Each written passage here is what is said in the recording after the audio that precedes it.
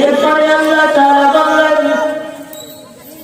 শুধু চোখ শেষ হবে না, তোমার বিরুদ্ধে মজার জিনিস, তোমার শরীরটাকে যে চামড়া দিয়ে তো সুন্দর করে সাজানো হয়েছে, এই চামড়াটাও তোমার বিপক্ষে অথবা পক্ষে চলে যাবে।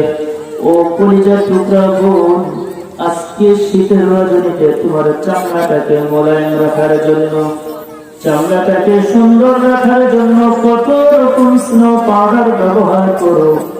ও কলিজার টুকরা যুবক, তোমার চেহারাটা সুন্দর করার জন্য কত রকম ক্রিম দিয়ে চেহারাটাকে সৌন্দর্য করে রাখো। আল্লাহ রাব্বুল আলামিন বললেন, এত সুন্দর ওলা চেহারার চামড়া, ওই চামড়া কিয়ামতের ময়দানে যখন তোমার বিপক্ষে সাক্ষী প্রদান করবে, ওই বান্দা বান্দিরা বলতে থাকবে, ওয়াকালু লিজুলুদিহিম লিমা শাহিদতুম আলাইনা। আল্লাহ রাব্বুল আলামিন বলেন, তারা বলতে থাকবে, হায় রে চামড়া, দুনিয়ার মধ্যে তোকে কত সুন্দর করে মোলায়েম করে রেখেছিলাম, দুনিয়ার মধ্যে কত সুন্দর সফট করে রেখেছিলাম, আজকে সেই চামড়া হয়েও তুই আজকে আমার বিপক্ষে সাক্ষী প্রদান করলে রে চামড়া। মানুষ বড় পরেশান হয়ে কঠিন আশ্চর্যের সাথে চামড়াকে জিজ্ঞেস করবে, রে চামড়া,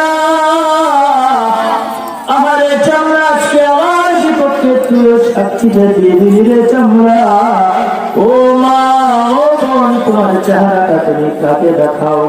তোমার চেহারাটা যে মালিক পর্দার সাথে রাখার জন্য ফরজ ঘোষণা করেছে, তোমার চেহারাটা ঢেকে রাখার জন্য যে আল্লাহর ফরজ বিধান, এই চেহারাটা আল্লাহর দ্রোহী দুশমন হয়ে আল্লাহর বিরুদ্ধে যে মানুষকে বেদনা পুরুষকে দেখিও না, এই চেহারার চামড়া আল্লাহ দরবারে সাক্ষী প্রদান করবে। আল্লাহ তাআলার কাছে বলতে থাকবে, আল্লাহ, আমি তোমার এই বান্দির চামড়া ছিলাম, এই চামড়া দিয়ে পর পুরুষকে আকর্ষণ সৃষ্টি করত, এই চামড়া দিয়ে কত পুরুষকে সে আকর্ষিত করেছে, এই চামড়ার কারণে তোমার এই বান্দি অনেক পুরুষকে গুনার সাগরে ডুবিয়েছে।